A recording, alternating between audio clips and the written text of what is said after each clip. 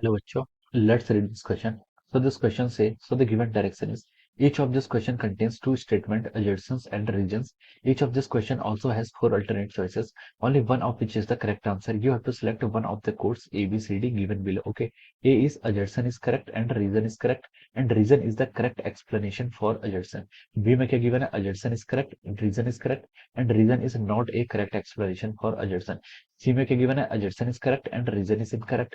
और डी में क्या गिवन है आपका adjacent is incorrect and reason is the correct. Okay, so the given adjacent is in an elastic collision of two billiards ball, the total kinetic energy क्या रहती है? Conserve रहती है during the short time collision of the balls when they are in the contact. और reason क्या given है इसके corresponding? Energy spent again friction follow the law of conservation of energy. Okay, तो चलिए बच्चों अब हम इस क्वेश्चन को स्टार्ट करते हैं. ओके, तो देखिए बच्चों इस क्वेश्चन का की कॉन्सेप्ट आपका लिख सकते हैं.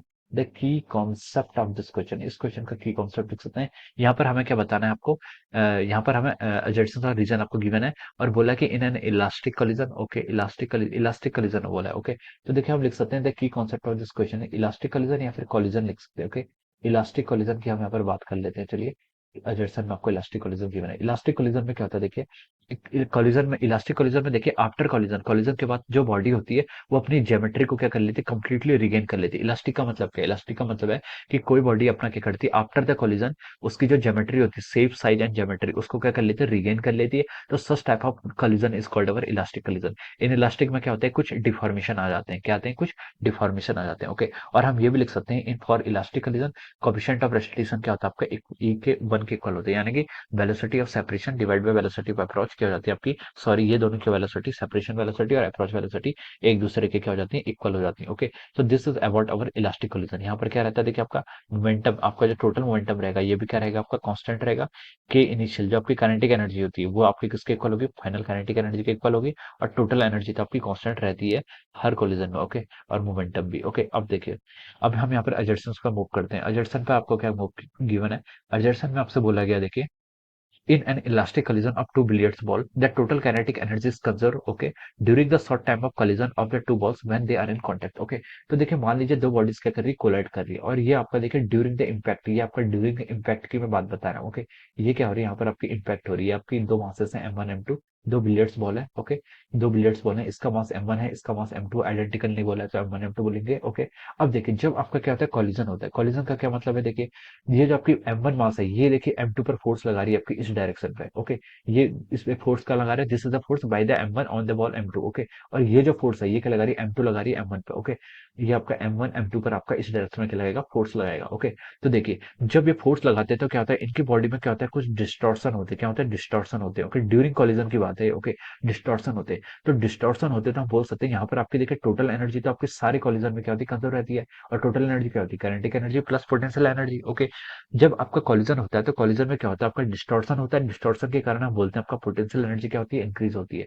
आपकी जहाँ पर पोटेंशियल एनर्जी या फिर डिफॉर्मिंग पोटेंशियल एनर्जी है वो आपकी इंक्रीज होगी. लेकिन टोटल एनर्जी कांस्टेंट है तो हम बोल सकते हैं काइनेटिक एनर्जी आपको आपका डिक्रीज ही होना पड़ेगा. काइनेटिक एनर्जी क्या होती है? आपकी डिक्रीज होती है for very small time interval, यानी कि हम बोल सकते हैं delta t which is tending towards zero. Okay, during the impact या फिर ड्यूरिंग कॉलिजन की सिचुएशन ही होती है. उसके बाद देखिए आपका M1 भी अपनी वेलोसिटी से मूव करती है और M2 भी क्या करती है? किसी वेलोसिटी से मूव करती है.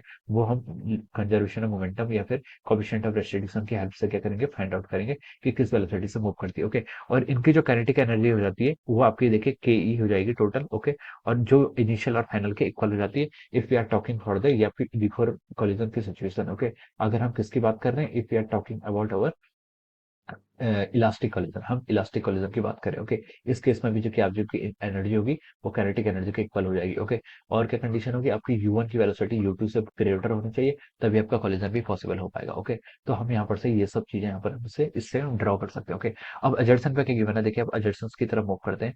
एजर्सन में आपका क्या गिवन है? एजर्सन में आपका गिवन है देखिए, अजर्सन में आपका गिवन है देखिए, अजर्सन में आपका क्या गिवन क्या है? इन एन इलास्टिक कोलिजन क्या बोला? In an elastic collision of two billiards ball the total kinetic energy is conserve. Total kinetic energy is conserve during the short time collision of two balls. Okay, तो ये आपका wrong हो गया. Total kinetic energy तो conserve होती है, इसमें कोई डाउट नहीं है, लेकिन ड्यूरिंग द कोलिजन उसने बोला for the short time of collision. Okay, for the short time of the collision of ball that is when they are in contact, यानी कि वो इस केस की बात कर रहा है. ओके, तो इस केस में आपकी काइनेटिक एनर्जी कंजर्व नहीं रहती. यहाँ पर आपकी काइनेटिक एनर्जी क्या होती है? पोटेंशियल एनर्जी की फॉर्म में चेंज होती है और फाइनल और इनिशियल देखिए, बिफोर कोलिजन और आफ्टर कोलिजन तो काइनेटिक एनर्जी कंजर्व रहती है, लेकिन इसी पर्टिकुलर इंस्टेंट पर कंजर्व नहीं रहती। ओके, तो बोल सकते हैं आपका अजर्सन क्या हो गया, आपका रॉन्ग हो गया। ओके, अब देखिए इसके करस्पॉन्डिंग रीजन क्या गिवन है।